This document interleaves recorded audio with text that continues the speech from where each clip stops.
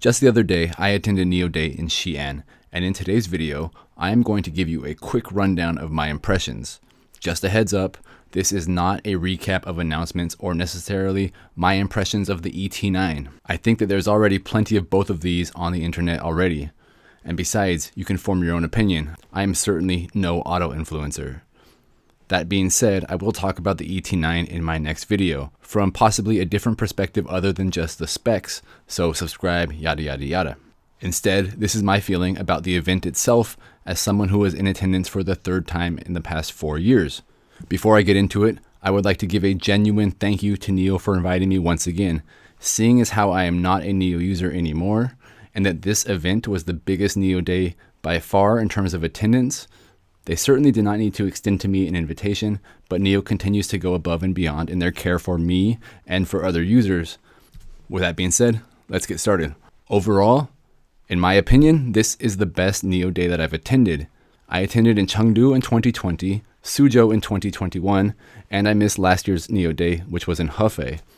So 3 out of the last 4 NIO Days I have been in attendance at, and this one felt the most to me like a truly joyful celebration. The previous 3 have all had some form or another of coronavirus hanging over the event.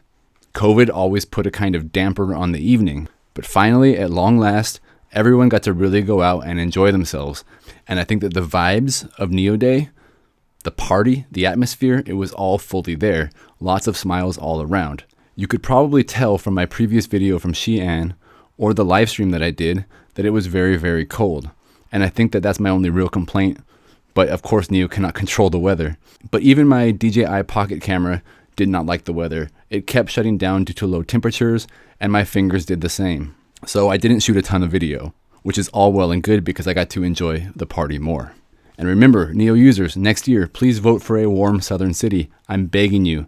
I suggest Sanya. NIO Day itself is certainly a marketing and PR event, but it is also a party for NIO users. NIO users help to plan the event, from selecting the location each year to determining what kind of entertainment is on stage, and so on and so forth. The pre-event community marketplace shares art created by users.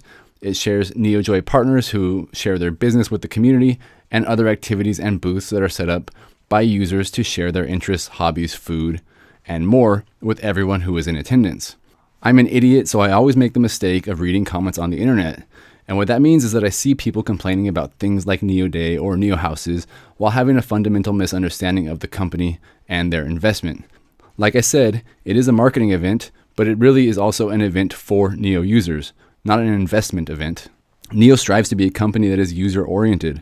They have said multiple times that they don't want to be a regular car company where there are only 2 times that you interact with their brand. That is A, when you are buying the car, and B, when you need repairs or service.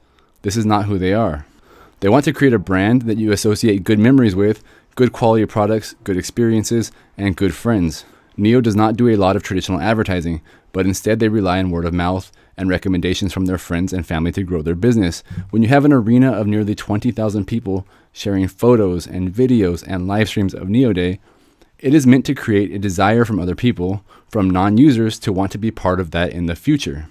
Now, you can argue whether or not this is the most effective strategy of selling cars. And you know what? You might be right if you say that it isn't. But when you do talk to every single NIO user who is there in attendance, or when you see thousands of people having fun, they will tell you that the experience with NIO is very unique, it is extremely positive, and they become more and more loyal to the brand. So when it comes to loyalty, if you watched my live stream from the pre-show, you probably saw the portion where there was a nice couple who had a NIO Joy partner booth set up. They were the owners of an ES6, and they each owned a NIO phone. They are 100% fully immersed, fully committed to the NIO ecosystem, clearly. And while I was talking to that couple, another girl passed by and she showed her NIO phone as well. Now, there are thousands of NIO phones at the event. They were everywhere.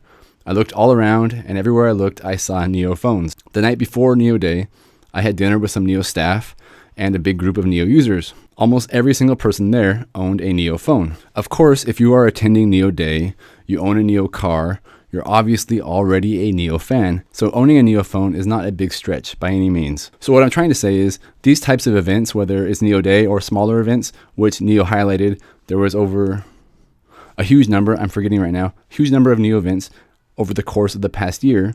But when you have these events, you have these activities, you have great products and great services, you create a strong feeling of loyalty and a fandom that other companies would love to have. So once NIO gets their customers, they kind of lock them in due to all the amazing things that being a NIO user actually entails. But a big problem, of course, I think that NIO faces is growing beyond their current crop of NIO fans. Because every NIO user only has so many friends and so many family, and of those friends and family, an even smaller number will be in the market to buy a car in any given year, and an even fewer number of those people will have the budget for a NIO. So in my opinion, NIO Day is a huge opportunity for marketing to show a much wider audience what being a NIO user and the NIO user experience is all about. It is a way to reach far beyond just typical word of mouth, away from existing users, away from the existing users' friends and families, and into the mainstream public consciousness. And from this perspective, I think NIO Day is a great success. Let's briefly touch on the ET9, which again, I will cover more in the next video. As a flagship sedan loaded with cutting-edge technology,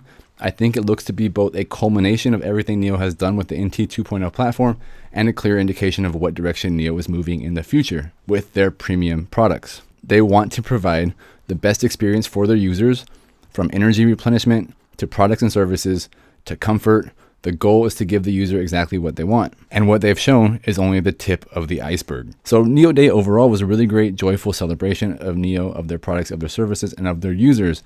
From the NIO user documentaries, to the NIO user performances, to the NIO Joy Partners, to everything that is encapsulated by the NIO user experience, it was all there on display. However, I still had some disappointments with NIO Day and the presentation. First is there was nothing said with regards to further expansion, and nothing, not even a bit of lip service said to the accomplishments so far in Europe. NIO has always stated that they are a global brand, or a brand with global aspirations at least. I mentioned in my NIO Day predictions video that I put up like a month ago that I hope that they would include more information about Europe. Now I know that they are struggling there in Europe and they may not want to bring undue attention to it, but at the same time, they really need to make European users feel that they are part of the global NIO community and also part of the future of the brand and future of the company. They really need to instill confidence in Europe if they want to succeed. Even if they didn't want to talk about future plans for Europe or accomplishments so far, at the very, very least, what they could have done was acknowledge the NIO users who flew to China from Europe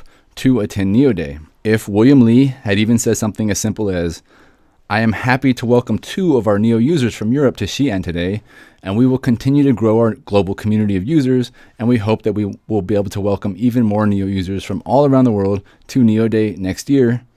In my opinion, that would have been at least something. It would have been a little tip of the cap to the NIO users who have taken a great leap of faith in the company in Europe. And as a company that is built around the users, NIO did something that I don't think any other company would really do. I don't know all the details of everything, but I do know that NIO helped those 2 European users come to China. They even brought staff from Europe with them to help them make their experience in China an unforgettable one, and obviously one without any problems, from arranging hotels and transport to traveling with them to getting them VIP floor seats at NIO Day. These are experiences that I think NIO can and should highlight. Now, these NIO users, they're not invited because they're special in some way. They're not invited because they won some raffle or some contest. No, NIO just used the European app to invite interested users in Europe to NIO Day. No strings attached, no competition. I could see other companies maybe doing something of the sort. Maybe a big promotion, maybe a raffle, maybe just like, a lottery. With NIO, no, they said, hey, we value our users. We want you guys to come and experience NIO Day. And so they invited any NIO users who wanted to kind of give up their Christmas to come to China and experience it. And from talking to those 2 NIO users, I think they were very, very happy to have been invited and to have this opportunity. I'm sure that there were a lot of Europeans watching NIO Day live, whether they were in the NIO houses or just online. And I really do think that at least a small tip of the cap, a little bit of lip service, just a highlight here and there about Europe would make the European users feel included and would make people feel a little bit more confident in the future of the company in Europe.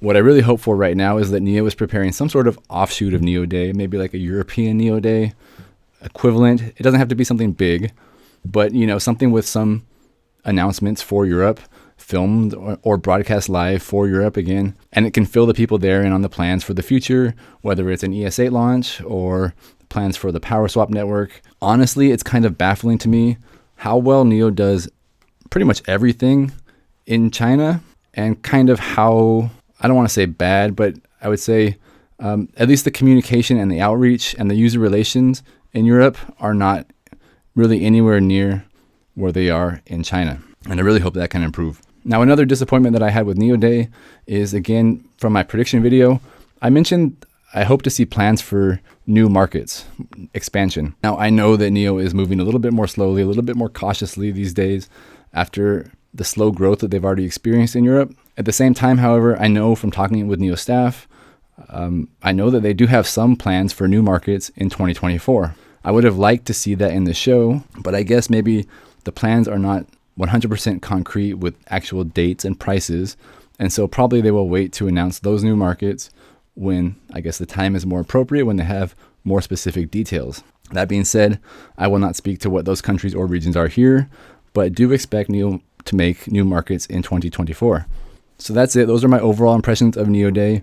It was a great time, a really wonderful party, a lot of fun. I met a lot of really great people who work for NIO, a lot of really interesting users as well. It seems overall they're very proud of the ET9, very proud of their infrastructure development, and they want to really promote those kinds of things. But at the same time, they're keeping some of their cards very close to their chest, and they're not pushing out details of things that are maybe a little bit farther out or a little bit less concrete, such as expansion plans. Now, presumably all those announcements will come in due time, but it's a little bit odd that some things that will almost assuredly be happening before the ET9 is launched and should also be exciting news were not announced at NIO Day. But at the same time, they did announce the ET9, which is still quite far away and doesn't really have an exact date or an exact price. And it still has a lot of the features and functions that are yet to be revealed. So overall, mixed bag, but quite happy being able to attend NIO Day once again. And I guess that's it. What do you guys think? Leave a comment below about your feelings about NIO Day. Were you satisfied? Were you not? Let me know. Adios. Bye-bye.